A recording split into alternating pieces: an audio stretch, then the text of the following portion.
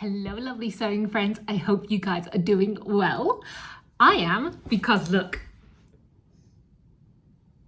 And it has pockets. Can I talk about this dress? Okay, I hope you guys are doing well, because this dress, I've learned so much about shearing and I want to tell you guys all about it. Literally so much. I'm just going to raise you guys up a little bit so you can see better. Okay, so I have never tried shearing before. Well, actually I have, but not successfully, right? I'm just going to straighten you guys. Oh, there we go. I have tried shearing before, but not successfully. And this is the first time I've done shearing and it's actually worked successfully. And I love it. So I'm going to take you guys through the whole process of how I managed to do this dress. Okay, first of all, so when I wanted to make this dress, okay, so let me take you back. I was out shopping and I saw a black, well, actually no, I saw a deep red version of this dress and it was $250 and it didn't even fit me well. And I was like already in the changing room, like trying to adjust it. And I was like, there's no way I'm about to spend $250 on a dress and then actually have to sew parts of it myself anyway. So we passed on that. But the idea was in my head for so long that I was like, I have to make this because otherwise it's going to be one of those things. This is the benefit of sewing your own clothes, is that you actually can sew your own clothes, but time, energy, whatnot. I was like, no, I actually love this dress. I need to sew it. Anyway, so I went onto Etsy, right? And I got this pattern because I think this is very, very important.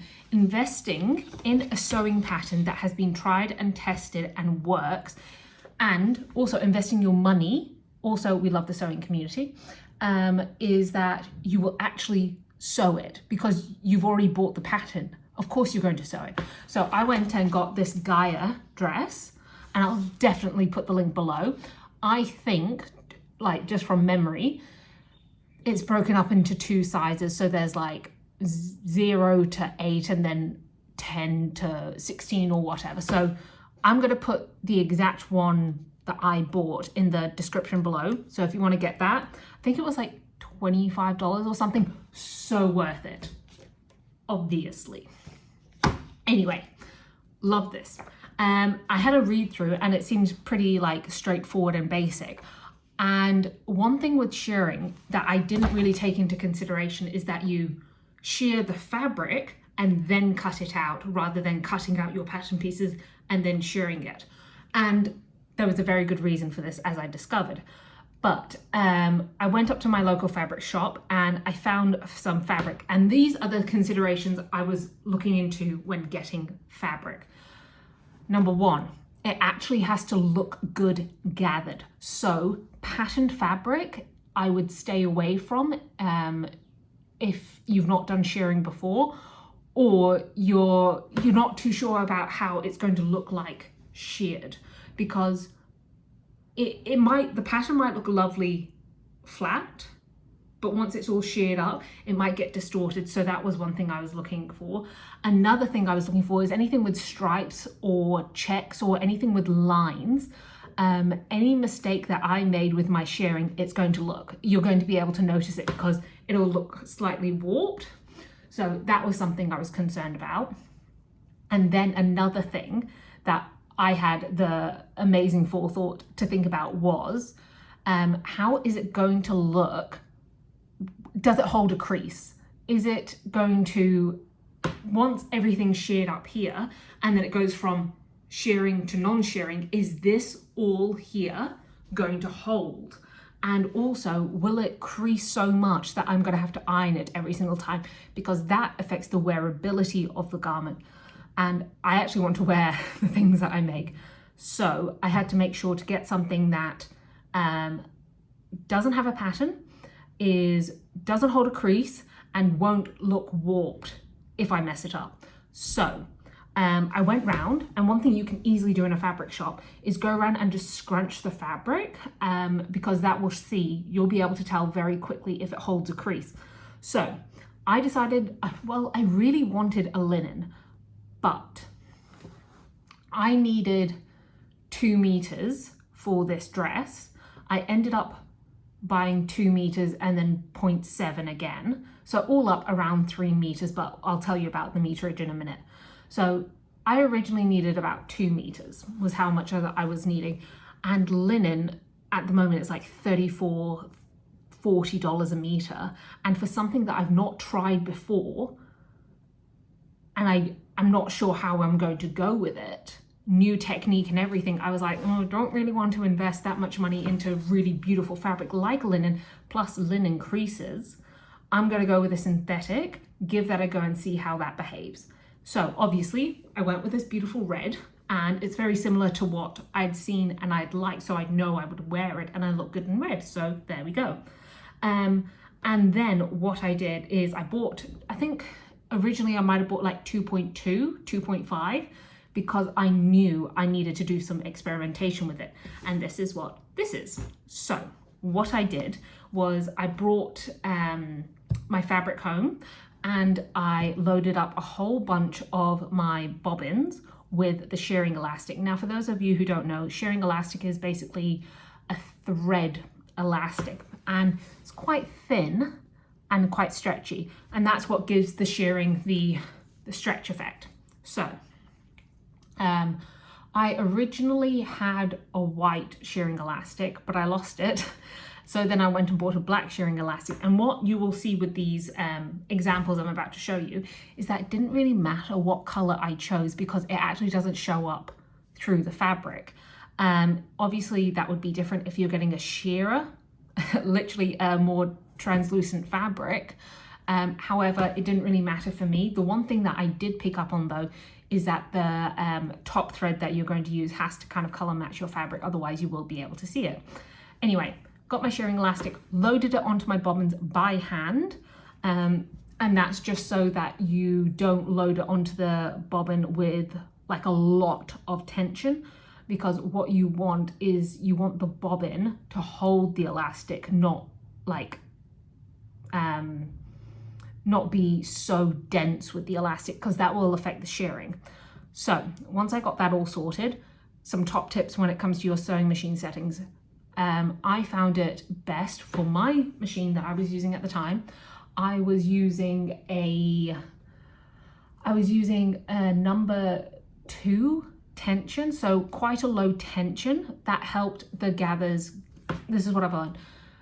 The tighter the tension, the more gathered the shearing will be. The looser the tension, the more distributed the shearing will be. I really wanted it really nice and dense because I wanted the skirt to be quite pronounced just on my hips.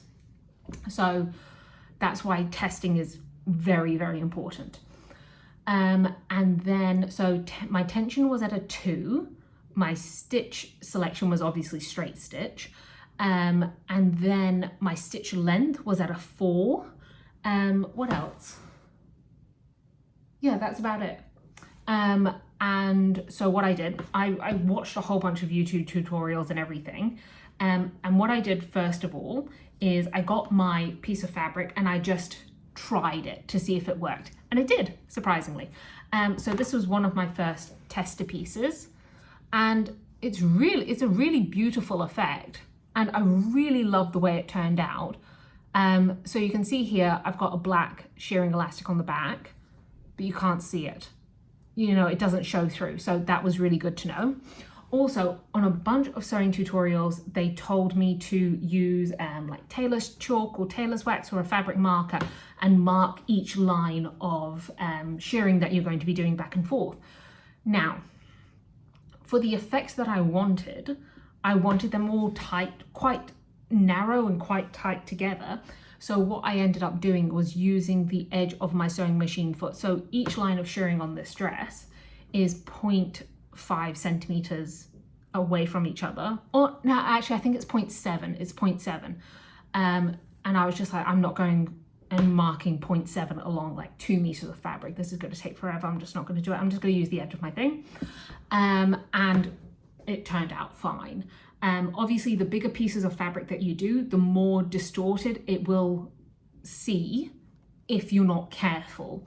But what I noticed about mine is when it did start to look a little bit off, I could see it in the grain line, and I would just course correct it by, you know, having a line of shearing that's a little bit narrower or a bit bigger just to correct that. What you could do is mark every like 30 centimeters so you can just stay on somewhat of the same track. That could also help. But if you are new, I did see a few YouTube tutorials that suggested actually practicing going in straight lines with shearing elastic on fabric that has a check or a stripe or something that you can follow so that you can see what it kind of behaves like. So before I moved on from my my little toiles here onto my final piece, another thing that they get you to do, you can see I've got quite a few here. So I've got some pieces that are obviously longer, like this piece, and this is where the tension is so important, because what I realized is if the I wanted it to look like this, but it also needs to fit around my body. And what I found is that at first I was sewing with the tension too high, being a low number, so like 1 or 0, and it would not stretch, and that was really irritating. And that happened in the first few lines of my shearing, and I ended up having to remove those lines of shearing just because I could not get it to stretch. So learn from my mistakes. Another thing I also made sure to do, see that's a little piece, is you need to measure how, I think this was my final, like toile, because I really liked how gathered that looked in comparison to something a little less gathered. You can see it a little bit there. So I loved how tight this all was, and it still had enough stretch. So one really important thing you've got to take into consideration when sewing with shearing is it will shrink. Mind blown, I know, but listen to this. So what I did was I measured, like, I got a 40 centimeter long piece of shearing, and then I sheared, and this is the effect that I really like, and then I remeasured this, right? So keeping in mind, I really probably should have done this before buying my final amount of fabric, because hence why I had to go back and buy 0.7, but we'll get back to that. So this shrunk by half. It went from 40 centimeters to like 22. Let's just call it 20 for the sake of it.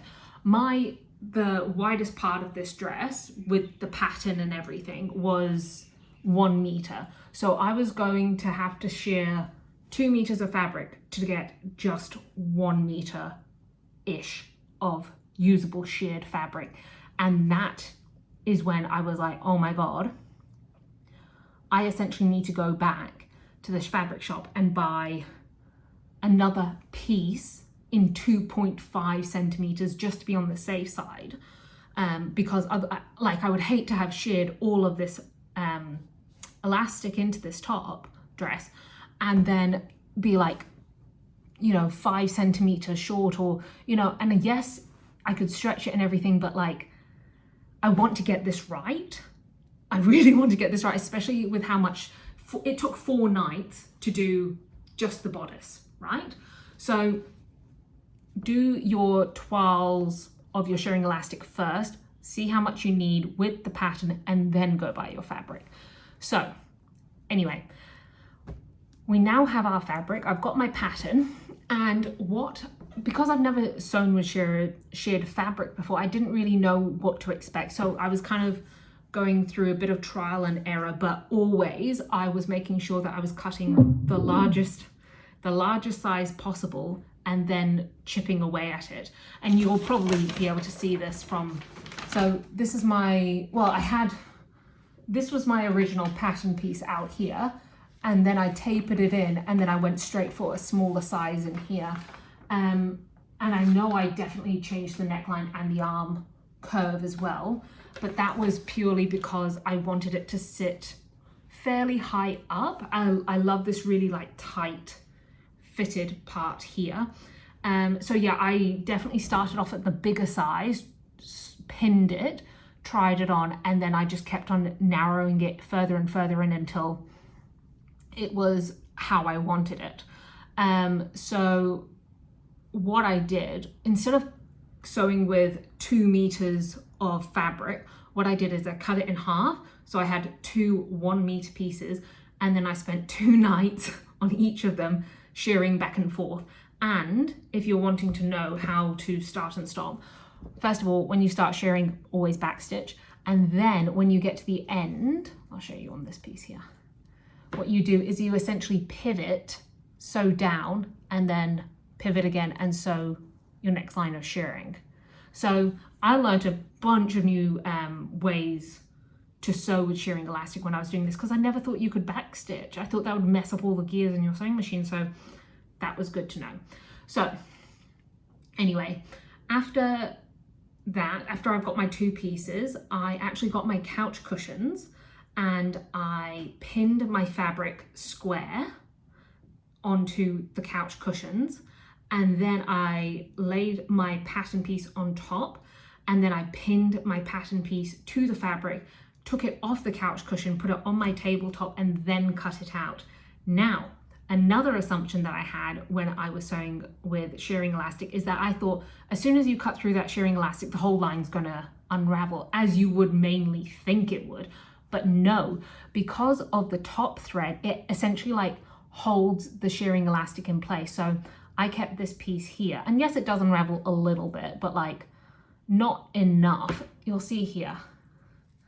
So this is my shearing elastic, and then basically the top stitching has kind of cradled it in place so that it actually doesn't snap back, which I thought was really, really interesting, because I was expecting to, and look, I've been handling this quite a bit, and even if I stretch it out, it's not coming loose. So I was so relieved when that happened, because I was cutting into this thing several times, just taking off like 1 or 2 centimeters at a time to get it to fit correctly. So I was very, very happy when it all fit correctly. So then I got it all fitted correctly. I was happy with the shape.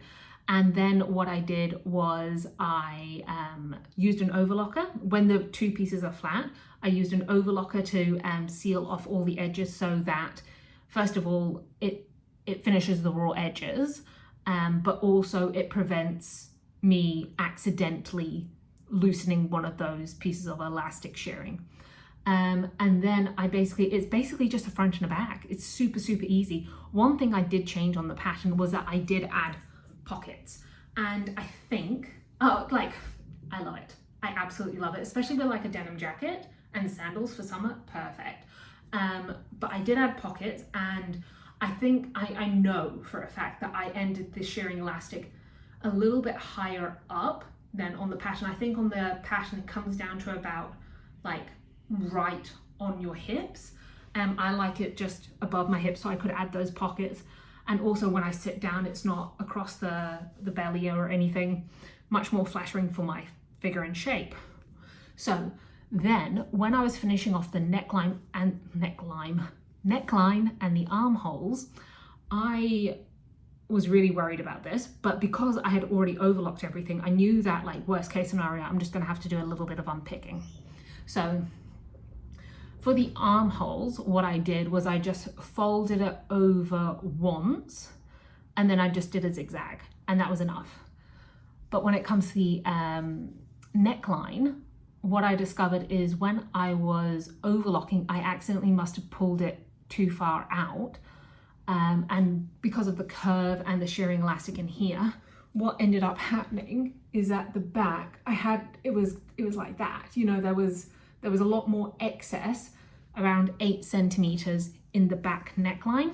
So what I did, and what it suggests in the pattern, is just get a thin piece of elastic and just sew that into the neckline and cinch it in.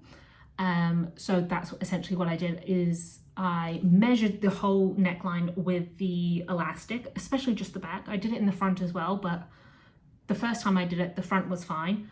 And then I discovered the gapingness. And then on the back, what I did is I took my piece of elastic around the back of the neckline, then I minused 8 centimeters, and then I re-stretched that piece of elastic out, and I basically just eased the back neckline into it, and I secured that with a zigzag, and then folded it over and then did another zigzag, and it's perfect. And then the hem on this dress, whoop, is just a simple 1 centimeter, 1 centimeter, done. And I would have liked this to have a bit of a thicker hem, but I just didn't have the fabric. But I think the fabric itself has a nice weight to it, so that the shearing to plain fabric appears for it all to be gathered. Just a beautiful shape, beautiful pattern. I'm really glad I tried it. I have 2 more projects lined up to use some shearing elastic again, because now it's just like, oh, can you imagine this as a top, and then if I just make this piece a little bit longer with shearing elastic, and then I just have it with a pair of jeans, and it's beautiful. It's kind of like the turtleneck look, but for summer, you know? It's just beautiful, and I love it. So yes, long video, but worth it. And I am off to the gym. So I will see you guys next week, and have fun, I guess. And if you like this video, please subscribe. And if you guys have sewn with shearing elastic or have any like tips and tricks, please comment below, because I still want to learn. And if you notice I've done anything wrong in this video, please also point that out, because I am also willing to learn as well alongside you guys. So love you and leave you, and I'll see you guys next week.